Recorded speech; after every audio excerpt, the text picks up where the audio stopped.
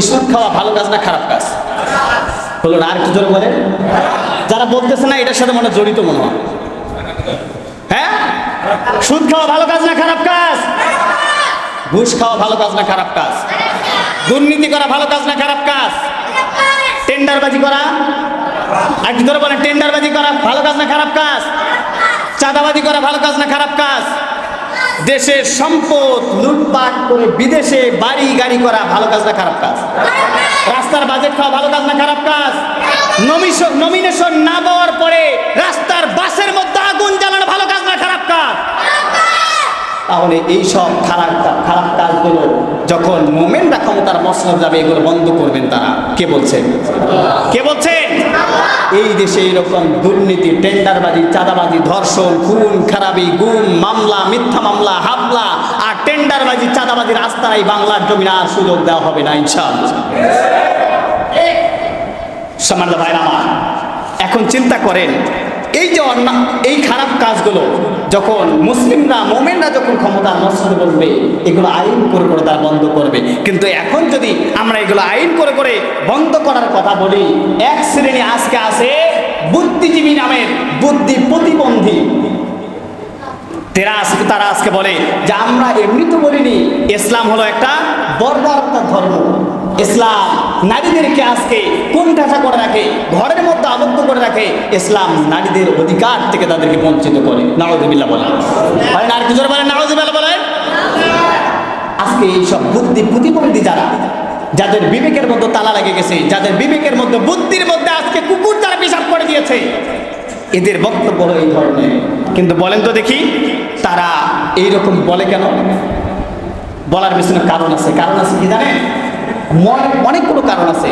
তার মধ্যে দেখেন তাদের বড় চিন্তা, বড় সমস্যা হলো ওই জায়গায় তারা যখন ইসলামী রাষ্ট্র যখন হয়ে যাবে, মুমিনরা যখন ক্ষমতার মসনদে বসে কোরআনকে যখন সংবিধান বানাবে, তখন তাদের বড় বড় বাজেট খাওয়া বন্ধ হয়ে যাবে।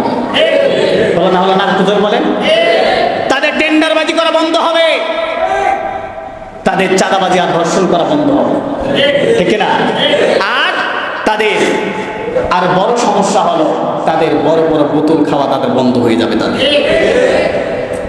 আর এই সব অবৈধ টং থেকে, ব্যবসা প্রতিষ্ঠান থেকে তাদের ট্যাক্স আদায় করা, তাদের কমিশন নেওয়া, ভ্যাট নেওয়া তাদের বন্ধ হয়ে যাবে। যেটা আমরা বর্তমানে ঢাকা বিশ্ববিদ্যালয়ের মধ্যে প্রাঙ্গণে আমরা দেখতে পারতেছি।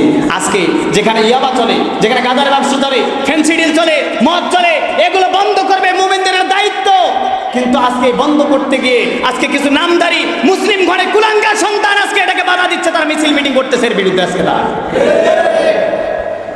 আজকে বুদ্ধি প্রতিবন্ধীরা আজকে এটার বিরুদ্ধে লেগে গেছে।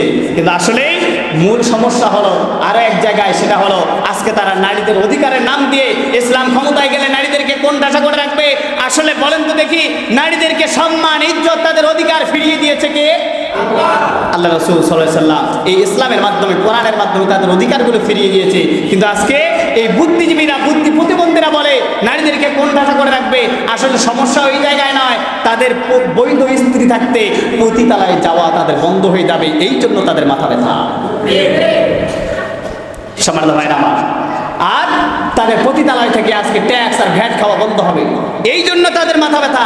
আর কোনো মাথা ব্যথা নেই, সমস্যা এই জায়গায়। কিন্তু আমি তো চিন্তা করি, আরে ভাই আজকে যারা চুরি করে বলেন তো দেখি, কোরআনের আইন যখন প্রতিষ্ঠা হয়ে যাবে, অভাবীদের অভাব দূর করে দেওয়া হবে, তারা যখন স্বাবলম্বী হবে, যাকাত দেওয়ার মতো উন্মোচিত হবে, চুরি বন্ধ হবে না রাষ্ট্র থেকে?